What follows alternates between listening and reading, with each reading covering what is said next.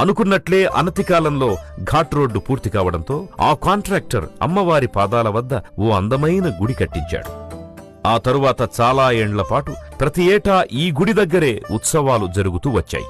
3 రోజులు అమ్మవారికి శతకం పట్టు పాడేరులో పెట్టేవాళ్ళు. ప్రోగ్రామ్స్ పెట్టి 3 రోజులు జాతర అయిన తర్వాత ఈ టైంకి అమ్మవారిని తీసుకొచ్చి ఇక్కడ దిగబెట్టేవాళ్ళు. 11 కిలోమీటర్లు నడుచుకుంటూ అమ్మవారి పాదాల వద్దకు చేరుకుని జాతరలో పాల్గొనేవారు.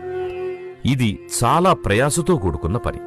ఇలా సుమారు 3 దశాబ్దాలు గడిచాయి. అది 1980వ దశకం. ఆ సమయంలో పాడేరు తహసీల్దార్గా దాశరథి శర్మ పనిచేస్తుండేవారు. ఆయన మోదకొండమ్మ తల్లికి పరమ భక్తుడు. ప్రతి సంవత్సరం జాతర సందర్భంగా వందలాది మంది భక్తులు, ముఖ్యంగా వృద్ధులు, మహిళలు, పిల్లలు కాలినడకన అమ్మవారి పాదాల వరకు నడిచి వెళ్లడం చూసి ఆయన మనసు ద్రవించిపోయింది.